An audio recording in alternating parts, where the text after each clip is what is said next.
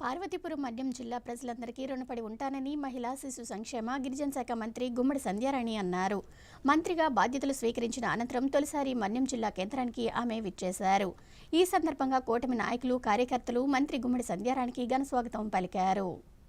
CM Chandrababu Naidu నాయకత్వంలో పార్వతీపురం మన్యం జిల్లాను ఎన్నడూ లేని విధంగా అభివృద్ధి పదంలోకి తీసుకెళ్తానని మహిళా శిశు సంక్షేమ గిరిజన శాఖ మంత్రి గుమ్మడి సంధ్యారాణి అన్నారు. గురువారం పార్వతీపురం టీడీపీ కార్యాలయాన్ని ఆమె సందర్శించారు. ముందుగా ఎన్టీఆర్ విగ్రహానికి పూలమాలలు వేసి స్థానిక ఎమ్మెల్యేలతో కలిసి మంత్రి నివాళులు అర్పించారు. అనంతరం పార్టీ కార్యాలయంలో మంత్రి గుమ్మడి సంధ్యారాణి మాట్లాడుతూ ప్రతిపక్ష హోదా లేనప్పటికీ హోదా కావాలని అడగడం మాజీ సీఎం జగన్మోహన్ రెడ్డి తెలిసి అడుగుతున్నారా లేక తెలియకుండా అడుగుతున్నారా అని ప్రశ్నించారు. మీకు ప్యాలెస్ల పిచ్చి ఉంటే రూపాయికి 1000కి లీజుకు తీసుకుని అధికారాన్ని దుర్వినియోగం చేయడం ఎంతవరకు సబబు అన్నారు. మీరు చేస్తే న్యాయం, మేము చేస్తే అన్యాయమా అంటూ ప్రశ్నించారు. జగన్మోహన్ రెడ్డి హయాంలో జరిగిన అక్రమాలను తిరగేస్తే తప్పేంటన్నారు. ఈ కార్యక్రమంలో బీజేపీ జిల్లా అధ్యక్షులు పాల్గొన్నారు. 64 సీట్లు గెలిచిన మేము, 11 సీట్లు గెలిచిన వాళ్ళు 151లో నుండి 11 అయ్యారు.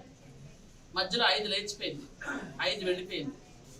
ఎందుకు వెళ్ళిందో మీకు అందరికీ తెలీదా?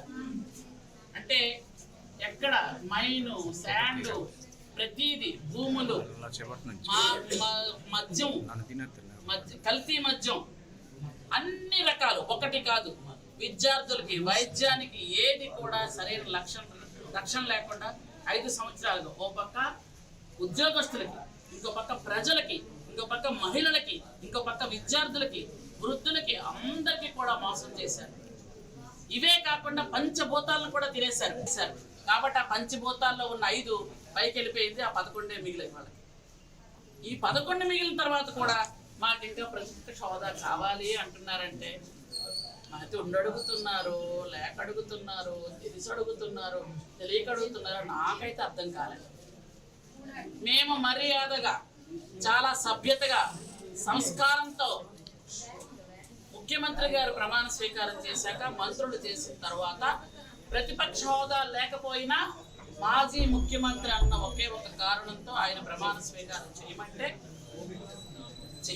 చేయడం, ఏదో పరుగులతో పేరు కూడా మర్చిపోయి ఏదో ప్రమాణ స్వీకారం చేసి 10 మంది ఆయనతో పాటు ఉన్న ఎమ్మెల్యేలను అక్కడ వదిలేసి ఆయన బయటకు పారిపోయిన పరిస్థితి.